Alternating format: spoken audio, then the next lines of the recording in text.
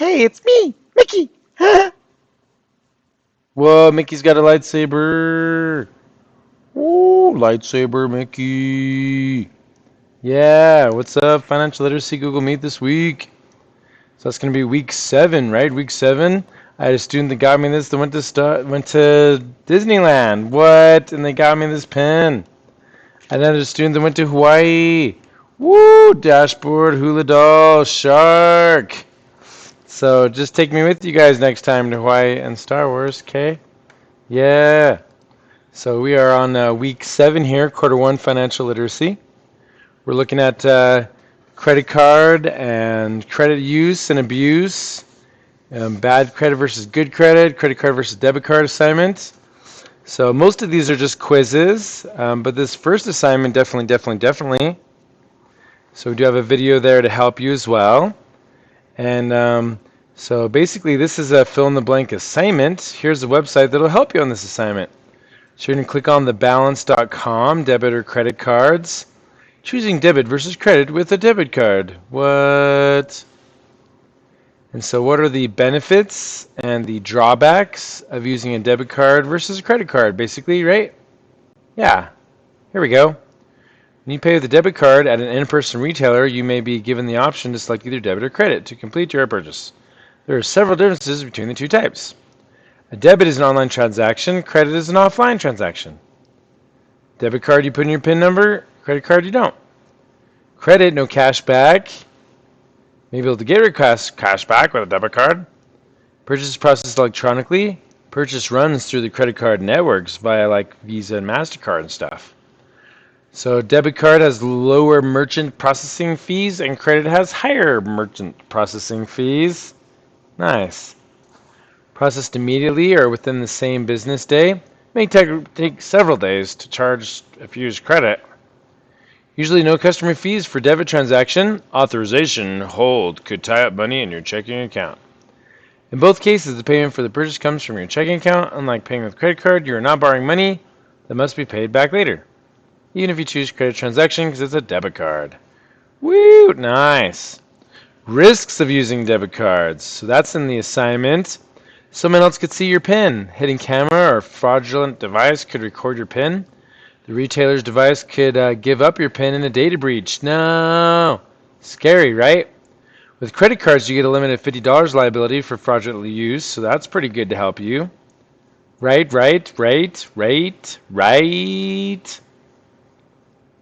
Hey, look, I had my patience tested. I'm negative. However, you might want to stick with the debit card if you can't qualify a credit card. You want to help a young child or young adult develop good spending habits. You want to avoid any debt, right? You still will pay off your credit card every month. Man, this is a really good website. I'm glad I chose this.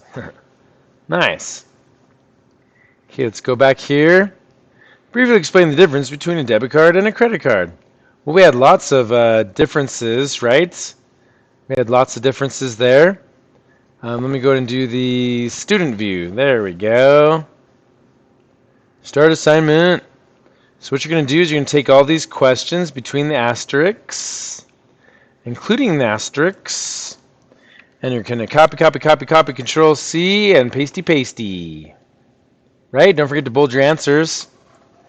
So the difference between a credit card and a debit card is that main difference is a credit card, you can go into debt, and this is going to sound funny, and a just kidding, debit card, you can't.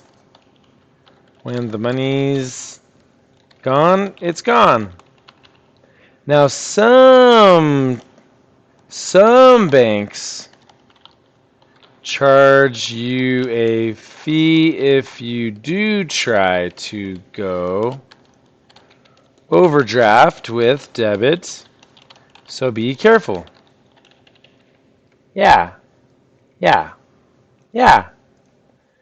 And so there's kind of a little bit of difference between the two, but there's more differences as well. Let's see here. So advantage of a debit card over a credit card. So you won't borrow money or go into debt. Nice. What's the disadvantage of a debit card? Well, I guess the disadvantage could be you won't build any credit for future big purchases like a house or car. You need credit. So, darn. There we go. Whoa, too far, too far. So I'm just trying to remember to bold my answers. Don't forget to bold your answers. Nice. So there's more questions for you to do on this assignment. If you pay off all the charges before payment is due on a credit card each month, it's like a free loan. How much would you pay in interest? Answer on the website. Oh, just 0%, because you paid it all back. I have so many students, actually, you guys, that get that question wrong. So hopefully you're watching this video. Nice. So you're going to do some research on a bank account. You get to look up any old bank will do. And so that's for this assignment, right? And you'll submit this assignment when you're all done, filling in all those answers. Nice, nice, nice. Go back to modules, go back to 7.2. So the thing I'm going to ask you, too, is to tell me, like, what trip you've been on. Have you been to Disneyland? Have you been to Lagoon at least? What about a bowling alley? What kind of trip have you been on? Like, I don't know, to an amusement park or like Cherry Hill or just some place that's a fun place to go. Crystal Hot Springs? I don't know, the park. So how little and least expensive to mega expensive, whatever you'd like. So go ahead and message that to me and, oh no, fill in the blank. That's it. You don't message me anymore. Fill in the blank on Canvas. That's it. Fill in the blank on Canvas. So that's going to be right here under week 7. You're going to go ahead and fill in this blank. So you push take the survey like that. And then you fill in the blank that's not working. I will get that fixed. What the? I'll get that fixed, but there'll be a blank right here that you fill in for 12 points. Nice, nice. Okay, there we go. So the rest of it is just going to be, there's videos to help you. And so you're going to be doing credit use versus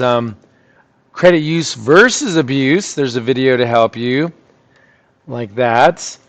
And so you can take these quizzes many times as you want to get the highest score possible and to learn lots. True or false? Credit is any form of borrowing money. Probably true, because that's credit, right? When you only pay the minimum amount due on your cred card, well, I was supposed to say credit card each month, only part of what you owe, you will pay interest and therefore spend more for the items you purchase. Definitely. Pay less overall? No. Lower interest rate? No. Pay no interest? No. No, no, no. Multiple answer. It is usually appropriate to borrow for. Choose all that apply. Education? Definitely. A home? Definitely. Probably not clothes or a stereo. Probably not. Yeah. Lenders partially determine the interest rate they will charge you by considering your health. Hopefully not. No. No. Take into account whether you receive welfare by examining your credit score, considering your age. Nice. Compound interest helps you when you take out a loan. Not really. It helps you when you're saving money. And compound interest helps when you take out a loan. Not if they're like compounding the interest against you. My goodness. It's not always good. It's not always bad. It's kind of in the middle. So it just helps you when you're saving money. Helps you when you take out a loan. Don't think compound interest helps you when you're taking a loan out. We'll have to look at that one again in a second, won't we? The grace period for credit cards is a period of no interest. Yay! There's a period of variable interest, increased interest, decreased interest. No, no increased. No, no. Let's see. If you borrow to buy a car, and the car is used as a security for the loan collateral, what will happen if you can't repay the loan? Your credit rating may rise because you couldn't pay. No, your interest rate will be higher because you used collateral. Your car may get repossessed. A good rule for borrowing is only borrow for small items, only borrow for large items that go up in value, increase your ability to earn. Only that's education. Only borrow. A good rule for borrowing is only borrow if you have an equivalent amount in savings. That's a good rule. Only borrow money when interest rates are low. That's a good rule. A good rule for borrowing is only borrow for small items. That one I could be wrong there, but we'll see. Good credit can be necessary for all of the following except getting a loan. Yes, you need good credit. Selling a car. You don't really need good credit to sell a car. To buy a car, you do. Renting an apartment. Yeah, you need good credit to rent an apartment. Getting a good loan interest rate. Nice. A good loan interest rate. Good. Oh, but that's accept, so we're not going to click on that one. Last but not least, if you pay off your credit card in full each month, how much interest will you pay? None. You're not going to pay any money because you paid off your credit card in full. Woo! There we go. Let's see how close we got. I feel like I'm off on one or two of them, yeah. Because that was kind of a weird, tricky assignment. Tricky quiz, rather. Lenders partially determine the interest rate they will charge you by considering your health, taking into account whether you receive welfare, by examining your credit score. Maybe not considering your age, I guess. Maybe that was wrong. And a good rule for borrowing is only borrow money when interest rates are low. Only borrow for large things. Maybe, yeah. So maybe I chose those two extra things that I shouldn't have. But we'll go ahead and take a look at it right now. Okay, there we go. And see if we're right on those, huh? Okay, so I think it was this one. They partially determine, right. So by examining your credit score, they don't consider your age, Newbold. Sorry about that. And then a good rule for borrowing is only borrow for large things to increase your ability to earn. And only borrow for small items, no. Only borrow money when interest rates are low. I mean, that's a good idea, so maybe I'll change that to high so that we're not confused. I don't know. To think about that one. And then only borrow if you have an equal amount of savings. That's not necessarily true. Only borrow on large things. Only borrow when interest rates are low. But that's a good rule for borrowing. So I might need to fix that one. Let's write that down. So this was fix that one for 7.5. I'm going to write that down. Maybe I'll change that to high and then it becomes the wrong answer. Let's see here. So we'll do 7.5. Cool. So just wanted to help you guys there. So good rule. I have to change it on 3 different platforms, right? That's crazy. So I better write this down. So 7.5, good rule. Change low to high. And then that'll fix that problem. Nice. Always fixing and making our curriculum better. Woo!